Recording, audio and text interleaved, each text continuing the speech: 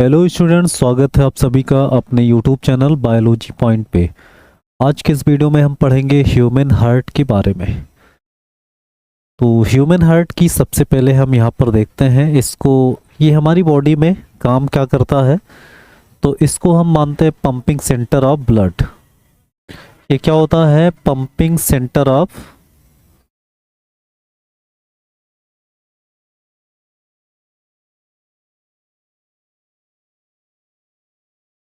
Blood होता है। Blood का क्या होगा? ये पंपिंग सेंटर, मतलब ये ब्लड को पंप करता है। लेकिन क्या ये ब्लड को पंप भी करता है या रिसीव भी करता है? तो ये दोनों काम करेगा। बॉडी के डिफरेंट पार्ट से ब्लड को क्या करेगा? रिसीव भी करेगा, रिसीव भी करता है, और साथ ही साथ इसको क्या करेगा? पंप भी करेगा। अगर बात करें हम यहाँ रिसीव करने की, तो ब्लड को रिसीव करने के लिए इसमें क्या पाए जाते हैं? आरिकल। क्या पाया जाता है? आरिकल पाया जाता है, जिसको हम एट्रिया भी कहते हैं। इसको क्या कहते हैं? एट्रिया।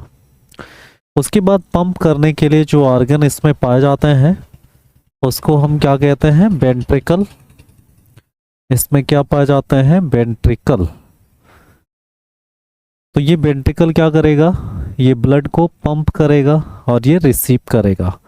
और अगर ह्यूमन हार्ट की बात करें तो इसमें आरिकल के कितने चैम्बर होते हैं? तो इसमें 2 चैम्बर होता है। आरिकल के कितने चैम्बर हो जाएंगे यहाँ पे? 2 चैम्बर। 2 चैम्बर किसका हो जाएगा? आरिकल का। और इसके बाद वेंट्रिकल का भी कितना चैम्बर हो जाएगा? 2 चैम्बर। 2 चैम्बर वेंट्रिकल का भी हो जाएगा। अब यहाँ पर आप देखेंगे टोटल कितने चैम्बर का हार्ट मिलेगा यहाँ पर। तो ये जो है 4 चैम्बर्ड हार्ट मिलता है। क्या मिलेगा? 4 चैम्बर्ड हार्ट पाया जाता है। 4 चैम्बर्ड हार्ट। तो इस तरह से ये हार्ट का कुछ इम्पोर्टेंट फीचर है। अब हम देखते हैं यहाँ पे कि ये जो हार्ट है ये कहाँ पर लोकेटेड होता है। अगर हम इसके लोकेशन की बात करें, ये हमारी बॉडी में कहाँ पर प्रेजेंट होता है, तो ये प्रेजेंट होता है कहाँ पर? तो ये हमारी बॉडी के कैविटी में, जिसको हम कहते हैं क्या? Thoracic cavity. किस में पाया जाएगा? ये थोरेसिस कैविटी में मिलेगा। थोरेसिस कैविटी में मिलेगा। और थोरेसिस कैविटी को और किस नाम से जानते हैं? तो इसको चेस्ट कैविटी भी कहते हैं। इसको क्या कहते हैं? Chest cavity. तो चेस्ट कैविटी में पाया जाएगा। और कहाँ पर पाया जाएगा? तो यहाँ पर आप देखो, इन बिटवीन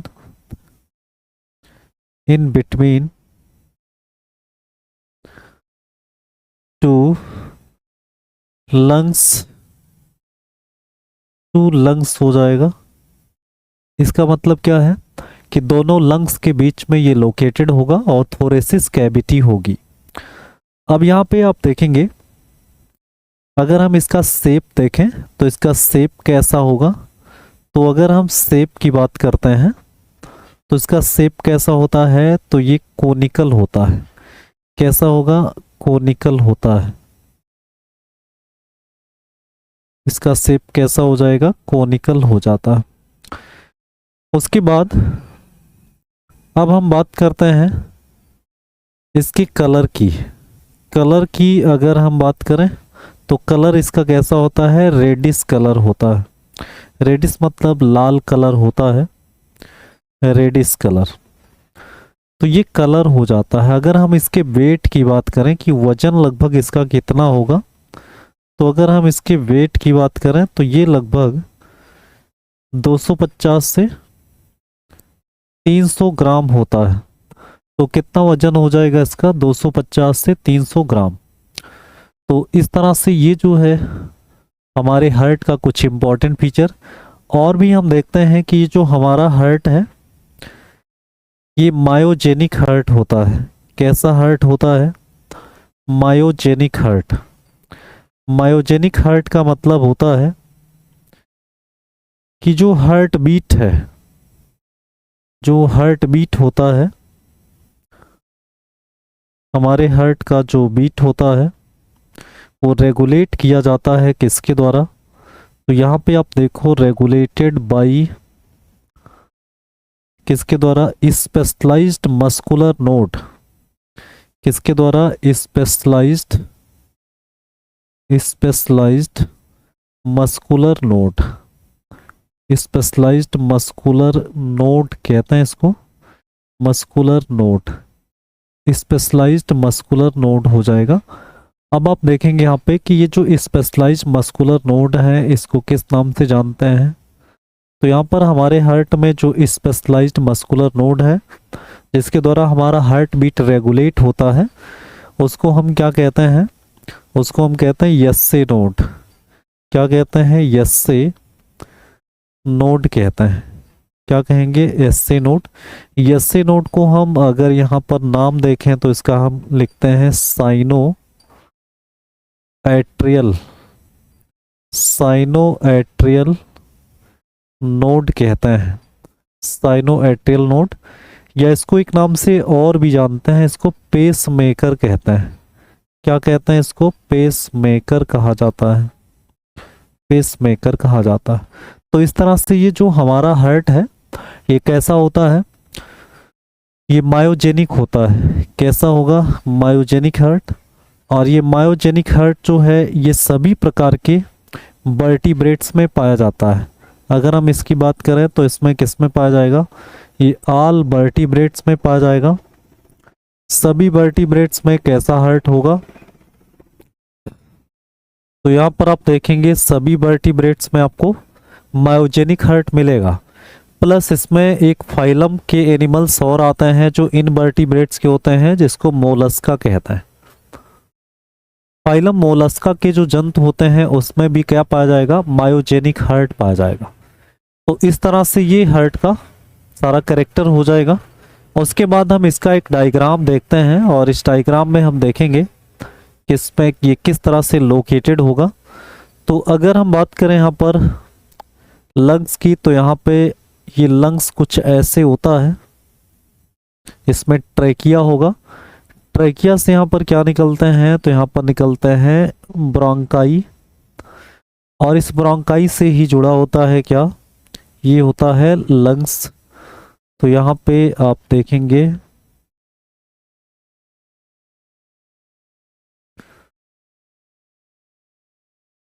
इस तरह से। उसके बाद फिर हम देखेंगे ये लेफ्ट लंग को बनाते हैं, तो यहाँ पे आप देख पाएंगे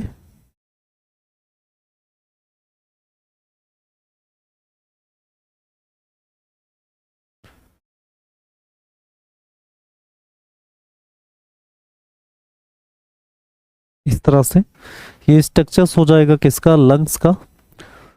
अब थोड़ा सा इसमें आपको देखना क्या है, इसमें स्पेस देखना है। स्पेस इसमें क्या देखेंगे, यहाँ पे आप देखेंगे थोड़ा सा एक कैविटी पाई जाती है इसमें, जो लेफ्ट लंग्स है इसमें यहाँ पर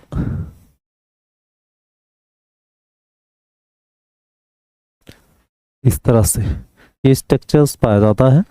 अब आप देखेंगे यहाँ पे कि ये जो कैविटी है इस कैविटी को क्या कहते हैं, तो यहाँ पे ये जो कैविटी है उसको हम कहते हैं क्या, थोरेसिस कैविटी। इसको क्या कहते हैं, थोरेसिस कैविटी, थोरेसिस कैविटी कहता है, थोरेसिस कैविटी। अब इसी थोरेसिस कैविटी में हम क्या करते हैं, रेडिस कलर का क्या बना देते हैं इसमें, तो रेडिस कलर का यहाँ पर हम बना देते हैं क्या, ये हमारा हो जाएगा हार्ट यहाँ पे इस तरह से। अब आप देखेंगे कि ये जो है कोनिकल शेप्ड स्ट्रक्चर्स में ये क्या हो जाएगा, हार्ट हो जाएगा। तो ये हार्ट यहाँ पर प्रेजेंट होगा। अब आप देखेंगे कि ये जो हार्ट है यहाँ पे ये जो लेफ्ट लंग की तरफ आप देख रहे हैं थोड़ा सा झुका हुआ, ये क्या होता है, तो ये लेफ्ट लंग है, लेफ्ट लंग। उसके बाद ये जो है राइट लंग है, राइट लंग है ये, राइट लंग। और इन्हीं दोनों के बीच में यहाँ पर ये जो लेफ्ट लंग है थोड़ा सा लेफ्ट की तरफ जो हमारा हार्ट है वो थोड़ा सा झुका होता है। तो इसको हम ये जो दबा हुआ डिप्रेशन है इसको हम किस नाम से जानते हैं? तो इसको हम कहते हैं क्या, एक कैविटी के नाम से, और इसका नाम है मेडिस्टिनम। इसका क्या नाम है? मेडिस्टिनम नाम है, मेडिस्टिनम। तो मेडिस्टिनम मतलब थोड़ा सा लेफ्ट की तरफ, जो लेफ्ट लंग्स है उसमें डिप्रेशन मिल रहा है, उसी तरफ हमारा हार्ट जो है वो लोकेटेड है। अब देखेंगे यहाँ पर कि ये जो हार्ट है हमारा, ये जो नीचे वाला पार्ट है इसका, इस नीचे वाले पोर्शन को अपेक्स कहते हैं। ये क्या होता है? Apex of heart. Apex of क्या हो जाएगा? ये हार्ट हो जाता है। उसके बाद इसका जो इधर वाला पोर्शन है, इधर वाला, तो इसको क्या कहते हैं? ये बेस हो जाता है। ये क्या हो जाता है? बेस ऑफ हार्ट हो जाएगा। ऊपर वाले को बेस कहते हैं, ऊपर वाले एंड को, और नीचे वाले को क्या कहते हैं? अपेक्स कहते हैं। तो ये हमारा क्या हो जाता है? ये पोजीशन हो जाता है। ये क्या हो जाएगा हमारा? ये पोजीशन ऑफ हार्ट हो जाएगा। ये क्या हो जाएगा? Position of heart. ये हमारे हार्ट का पोजीशन हो जाता है। अगला हम बात करते हैं इसके स्ट्रक्चर के बारे में। तो स्ट्रक्चर की अगर हम बात करें तो यहाँ पे आप देख पाएंगे, हार्ट को यहाँ पर हम लाते हैं तो यहाँ पे हार्ट कुछ ऐसे ही बना हुआ है, इस तरह से,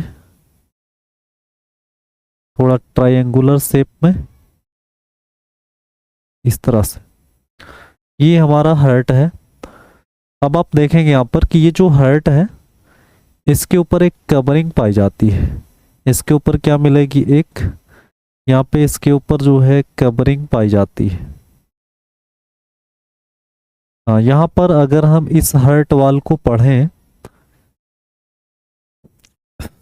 मान लो कि ये जो है हार्ट का वाल, इसको हमने यहाँ से निकाल लिया।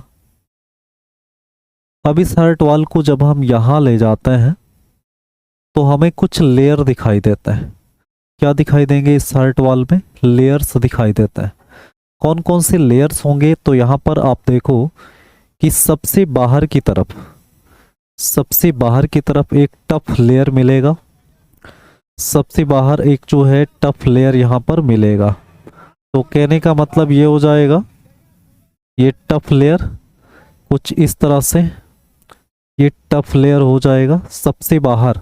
हमारे हार्ट वाल में सबसे बाहर ये टफ लेयर होता है, ये टफ लेयर। उसके बाद एक लेयर और इसके अंदर पाया जाएगा, इसके अंदर जो है एक लेयर और मिलेगा यहाँ पे, इस तरह से। तो एक लेयर ये और मिल गया यहाँ पर। तो कितना लेयर हो गया? 2 लेयर। ये 2 लेयर हो गया हमारे हार्ट वाल में। अब आप देखेंगे कि एक तीसरा लेयर यहाँ पर जब मिलेगा, सबसे अंदर वाला जो लेयर है, ये तीसरा लेयर, ये हो जाएगा क्या? तीसरा लेयर। ये जो तीसरा लेयर है और दूसरा लेयर, इसके बीच में एक कैविटी पाई जाती है। एक क्या मिल रहा है यहाँ पे? कैविटी मिल रहा है। तो ये आपको टोटल कितना लेयर मिल जाएगा? ये 3 लेयर। अब यहाँ पर हम बात करते हैं, ये जो आपको बीच में कैविटी देखने को मिल रही है, इसको किस नाम से जानते हैं? तो इसको कहते हैं क्या? पेरिकार्डियल कैविटी, जिसमें पेरिकार्डियल फ्लूइड भरा होता है। अब यहाँ पे आप देखेंगे कि सबसे बाहर का जो ये मेम्ब्रेन है, जो इसको बाहर से प्रोटेक्शन दे रहा है, इसको हम कहते हैं क्या? Fibrous pericardium. इसको क्या कहते हैं? Fibrous pericardium. इसको फिब्रस पेरिकार्डियम कहते हैं। उसके बाद इसके अंदर की अगर हम बात करें तो यहाँ पर क्या हो जाता है? ये पेराइटल सीरस पेरिकार्डियम कहलाता है। ये क्या कहलाएगा? Parietal serous pericardium. पेरिकार्डियम हो जाएगा, पेराइटल सीरस पेरिकार्डियम हो जाएगा। उसके बाद सबसे अंदर वाला जो लेयर है, इसको क्या कहते हैं? तो इसको कहते हैं हम विसरल। इसको क्या कहते हैं? विसरल विसरल सीरस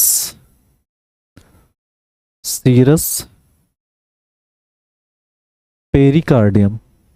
यहाँ पर आप देख रहे हैं कि ये जो पेरिकार्डियम है ये प्रोटेक्शन दे रहा है हार्ट को बाहर से, पेरिकार्डियम। और यहाँ पे आप देखो जो पेराइटल सीरस पेरिकार्डियम है और जो विसरल सीरस पेरिकार्डियम है उसके बीच में एक फ्लूइड फिल्ड कैविटी पाई जाती है, और जिस कैविटी को हम किस नाम से जानते हैं, इसे पेरिकार्डियल कैविटी कहते हैं। जिसमें क्या भरा होता है, तो इसमें भरा होता है क्या, पेरिकार्डियल फ्लूइड।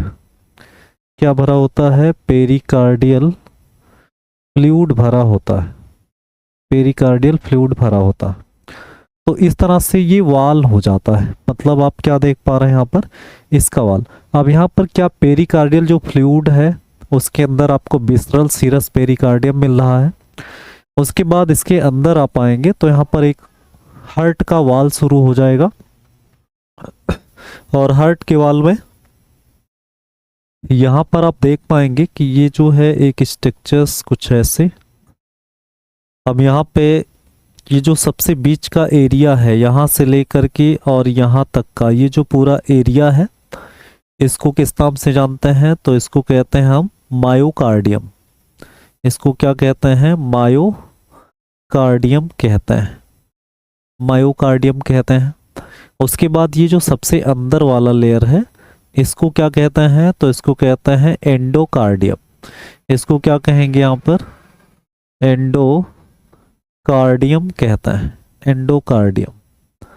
तो ये हार्ट वाल में इतने लेयर्स पाए जाते हैं। अब यहाँ पर अगर हम इस हार्ट वाल के लेयर्स की बात करें तो यहाँ पर आप देखो क्या क्या होता है इसमें। तो अगर हम बात करें किसका, हार्ट वाल का, यहाँ पे अगर हम किसकी बात करें, हार्ट वाल का, तो हार्ट वाल में अगर हम देखें तो इसमें सबसे पहले क्या होगा, ये जो हार्ट वाल है ये सराउंडेड होता है, surrounded and protected by, and protected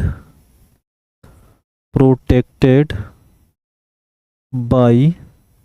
यहाँ पर किसके द्वारा प्रोटेक्टेड होगा, तो यहाँ पर होता है पेरिकार्डियम। किसके द्वारा यहाँ पे प्रोटेक्टेड हो जाएगा, पेरिकार्डियम के द्वारा प्रोटेक्टेड होता है। तो पेरिकार्डियम के द्वारा ये क्या हो जाएगा, प्रोटेक्टेड हो जाएगा। अब हम बात करते हैं इसमें कि ये जो पेरिकार्डियम है इसमें कौन कौन से लेयर पाए जाते हैं।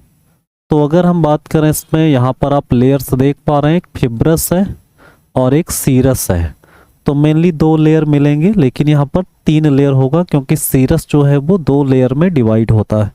तो यहाँ पर अगर हम बात करें पेरिकार्डियम की, तो जो पेरिकार्डियम होता है जो हार्ट को प्रोटेक्शन देता है, इसमें कितने लेयर होते हैं, तो मेनली तो 2 होंगे लेकिन इसमें 3 लेयर हो जाता है। यहाँ पे क्या क्या हो जाएगा, सबसे बाहर, यहाँ पे सबसे बाहर क्या हो जाता है, तो ये फिब्रस पेरिकार्डियम हो जाता है। सबसे बाहर इसमें क्या होता है, फिब्रस पेरिकार्डियम हो जाता है, फिब्रस पेरिकार्डियम हो जाता है, फिब्रस पेरिकार्डियम। उसके बाद ये जो दूसरा लेयर इसमें मिलता है उसको क्या कहते हैं, तो उसको हम कहते हैं क्या, सीरस पेरिकार्डियम। क्या कहते हैं इसको, सीरस पेरिकार्डियम कहते हैं, सीरस पेरिकार्डियम कहते हैं। तो ये सीरस पेरिकार्डियम हो जाएगा। अब ये जो सीरस पेरिकार्डियम है अगर हम इसकी बात करें तो इसमें क्या होता है, इसमें 2 लेयर होता है। 2 लेयर कौन कौन सा होता है, तो बाहर वाला जो होता है वो पेराइटल, क्या होता है, पेराइटल सीरस, सीरस पेरिकार्डियम हो जाएगा, पेरिकार्डियम। और उसके बाद इसके अंदर वाला जो लेयर होगा उसको क्या कहेंगे, तो उसको कहते हैं विसरल। क्या कहते हैं, visceral serous pericardium, serous pericardium. तो विसरल सीरस पेरिकार्डियम हो जाएगा। तो यहाँ पे आप देख पा रहे हैं कि ये जो पेरिकार्डियम वाला लेयर है, इसमें आपको कितना लेयर टोटल दिखाई देगा? 3 लेयर दिखाई देगा। जिसमें सबसे बाहर फिब्रस पेरिकार्डियम दिखेगा आपको, उसके अंदर आपको सीरस पेरिकार्डियम मिलेगा, और सीरस पेरिकार्डियम जो होगा उसमें पेराइटल सीरस पेरिकार्डियम, और क्या हो जाएगा इसमें? Visceral serous pericardium. यहाँ पर आप ये भी देखते हैं कि इसके बीच में, इसी के बीच में, इन्हीं दोनों लेयर के बीच में क्या भरा होगा? तो इन्हीं दोनों लेयर के बीच में पेरिकार्डियल फ्लूइड होता है। क्या होता है? पेरिकार्डियल फ्लूइड, पेरिकार्डियल फ्लूइड होता है। तो इस तरह से ये पेरिकार्डियम है। उसके बाद यहाँ पर आप बात करते हैं तो ये जो विसरल सीरस पेरिकार्डियम है, इसको हम एक नाम से और भी जानते हैं, इसको कहते हैं क्या? इपिकार्डियम। इसको क्या कहते हैं? इपिकार्डियम कहते हैं। क्या कहते हैं? इपिकार्डियम। अब आप देखो इसमें कि ये इपिकार्डियम कहेंगे इसको, तो ये मतलब हार्ट का सबसे आउटर वाल हो जाएगा, जो पेरिकार्डियम के लेयर के साथ ही रहता है। अब आप देखेंगे यहाँ पे कि ये सारे स्ट्रक्चर्स में आपने पेरिकार्डियम के बारे में पढ़ा। तो पेरिकार्डियम क्या करता है? ये प्रोटेक्शन का काम करता है। ये हार्ट को क्या करेगा? प्रोटेक्ट करता है। इसका फंक्शन क्या हो जाएगा? प्रोटेक्शन का। अब हम देखते हैं इसमें हार्ट वाल के बारे में। ये तो हो गया पेरिकार्डियम। अब यहीं पर अगर हम बात करें हार्ट वाल की, तो जो हार्ट वाल है इसमें, जो हार्ट वाल है उसमें 3 लेयर होता है। हार्ट वाल, हार्ट वाल में क्या हो जाएगा? 3 लेयर। कौन कौन से तीनों लेयर्स होते हैं यहाँ पे? तो यहाँ पे आप देखेंगे, अगर बाहर से अंदर की तरफ हम देखें तो इसमें क्या क्या पाया जाता है? तो इसमें मिलता है आपको इपिकार्डियम। क्या मिलता है? इपिकार्डियम। इपिकार्डियम कहते हैं इसको, इपिकार्डियम। और जो बीच में होता है उसको कहते हैं क्या? मायोकार्डियम। उसको क्या कहते हैं? मायोकार्डियम।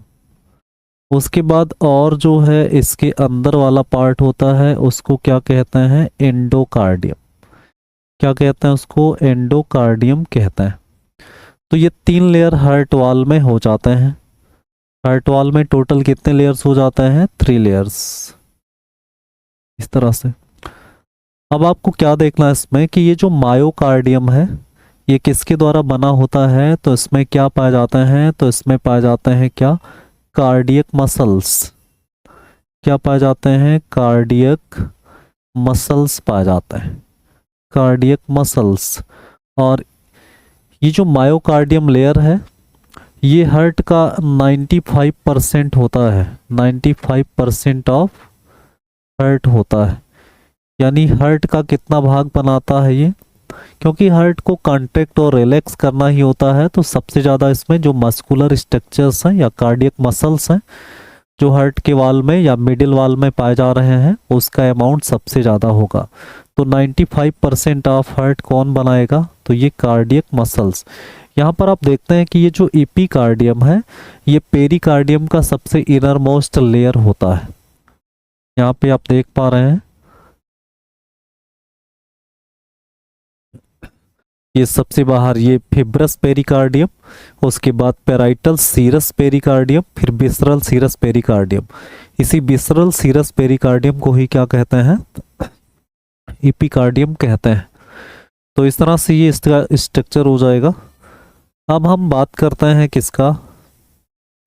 अब हम बात करेंगे यहाँ पर हार्ट के चैम्बर्स के बारे में। तो यहाँ पर हम बात करते हैं हार्ट चैम्बर्स। ये क्या हो जाएगा? हार्ट चैम्बर्स हो जाएगा।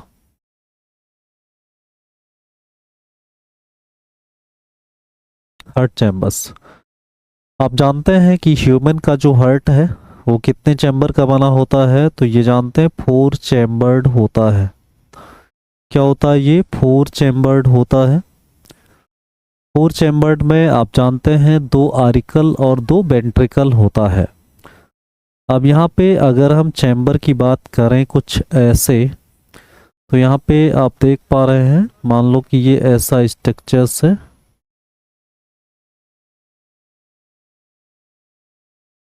ऐसे ये हार्ट का स्ट्रक्चर्स है। अब इसमें आप देखेंगे कि यहाँ पर आपको एक चैम्बर तो ये मिलेगा,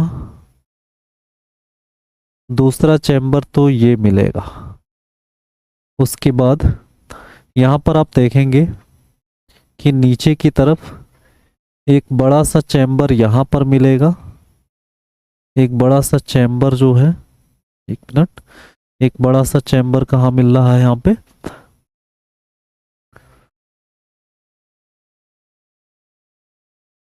जी एक चैम्बर यहाँ पर मिल रहा है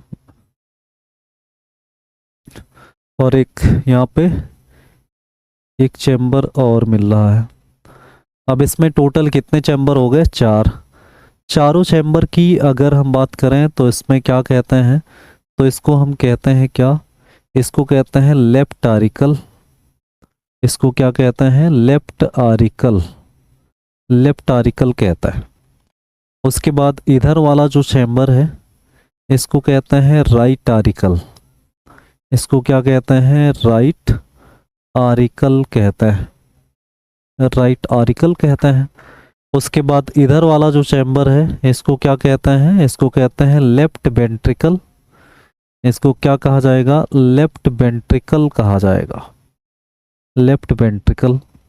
उसके बाद इधर वाले चैम्बर को क्या कहते हैं? इसको कहते हैं राइट वेंट्रिकल, इसको क्या कहते हैं? राइट वेंट्रिकल, राइट वेंट्रिकल कहता है। तो ये टोटल कितने चैम्बर्स हो जाते हैं? 4 चैम्बर। अब देखेंगे यहाँ पर कि जैसे मान लो कि इन चैम्बर को डिवाइड करने वाले को सेप्टम पाए जाते हैं इसमें। जैसे मान लो यहाँ पर क्या हो जाएगा, देखो यहाँ पर एक जो है सेप्टम इधर की तरफ मिलेगा इस तरह से, और एक सेप्टम जो है इधर की तरफ से मिलेगा, एक सेप्टम इधर की तरफ से मिलेगा, ऐसे, जो इसको क्या करते हैं? डिवाइड करते हैं। अब यहाँ पर आप देखो कि 2 आरिकल के बीच में जो सेप्टम पाया जाता है इसको हम कहते हैं क्या? Interauricular, interauricular septum कहता है, इसको क्या कहता है? Interauricular septum. उसके बाद यहाँ पे ये जो दोनों वेंट्रिकल के बीच में सेप्टम पाया जा रहा है इसको क्या कहते हैं? तो इसको कहते हैं inter, inter ventricular, ventricular septum. तो ये हो गया इंटर वेंट्रिक्यूलर सेप्टम। और यहाँ पर आप देखेंगे कि आरिकल और वेंट्रिकल के बीच में ये वाला जो सेप्टम आपको दिख रहा है इस तरह से, इसको क्या कहते हैं? तो इसको कहते हैं क्या? ऑरिक्यूलो, आरिकल और वेंट्रिकल के बीच में पाया जा रहा है ऑरिक्यूलो वेंट्रिक्यूलर, ये क्या हो जाएगा? ऑरिक्यूलो वेंट्रिक्यूलर सेप्टम, ऑरिक्यूलर वेंट्रिक्यूलर सेप्टम हो जाएगा। अब यहाँ पे आप देखेंगे कि जो ऑरिक्यूलो वेंट्रिक्यूलर सेप्टम है इसमें यहाँ पर बीच में क्या देखने को मिलेगा आपको? तो यहाँ पर बीच में कुछ वाल्व दिखाई देंगे और कुछ सेप्टम पर स्पेसिफिक स्ट्रक्चर देखने को मिलेगा। यहाँ पे आप देखोगे कि ये जो वाल्व है यहाँ पर एक स्ट्रक्चर्स आपको दिखाई देगा कुछ इस तरह से, इस तरह से, और यहाँ पर भी एक स्ट्रक्चर ऐसे दिखाई देगा इस तरह से। अब आप देखेंगे यहाँ पर कि ये जो राइट साइड वाला आरिकल और वेंट्रिकल है इसके बीच में जो आरिक्यूलर वेंट्रिक्यूलर सेप्टम है वहाँ पर एक वाल्व पाया जाएगा, वहाँ पर ये वाल्व मिलेगा। और इस वाल्व को किस नाम से जानते हैं? तो इसको कहते हैं ट्राइकस्पिड वाल्व, इसको क्या कहते हैं? ट्राइकस्पिड वाल्व कहते हैं, ट्राइकस्पिड वाल्व कहते हैं। उसके बाद यहाँ पर ये जो लेफ्ट आरिकल और लेफ्ट वेंट्रिकल के बीच में आपको वाल्व दिखाई देगा। इस वाल्व को क्या कहते हैं? इसको कहते हैं बाइकस्पिड वाल्व। इसको क्या कहते हैं? बाइकस्पिड वाल्व कहते हैं। तो इस तरह से ये जो है वाल्व हो जाएगा। अब हम और बात करें यहाँ पर, ये जो बाइकस्पिड वाल्व है इसको एक नाम से और भी जानते हैं, इसको कहते हैं क्या? Mitral valve. इसको क्या कहते हैं? माइट्रल वाल्व कहते हैं। तो ये सब वाल्व हो गया। अब वाल्व का काम क्या होता है? तो ये जो है ब्लड के बैक फ्लो को प्रिवेंट करता है, यानी अगर ब्लड को एक बार भेज दिया गया तो उसे वापस नहीं आने दिया जाएगा। तो यहाँ पर क्या हो जाएगा? ये सब वाल्व हो जाते हैं। तो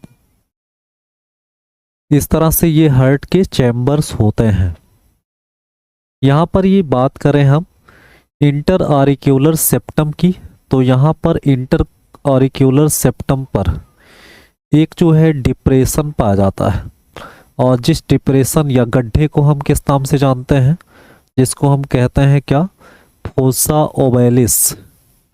इस पर क्या पाया जाता है? एक डिप्रेशन पाया जाता है जिसको कहते हैं फोसा ओवेलिस। फोसा ओवेलिस कहते हैं। और ये फोसा ओवेलिस जो है किसका रेमिनेंट पार्ट है या बचा हुआ भाग है? तो ये रेमिनेंट पार्ट यानी बचा हुआ भाग होता है किसका? Remnant part of foramen ovale. Remnant part of किसका होता है? फोरामेन ओवेल का। फोरामेन ओवेल का। अब आप ये देखो कि फोरामेन ओवेल क्या होता है और फोसा ओवेलिस क्या होता है। फोसा ओवेलिस तो हमारे यानी एडल्ट के हार्ट में आरिकल और वेंट्रिकल के बीच में जो सेप्टम होता है वहाँ पर क्या पाया जाता है? एक डिप्रेशन पाया जाता है, एक दबा हुआ गड्ढा मिलता है।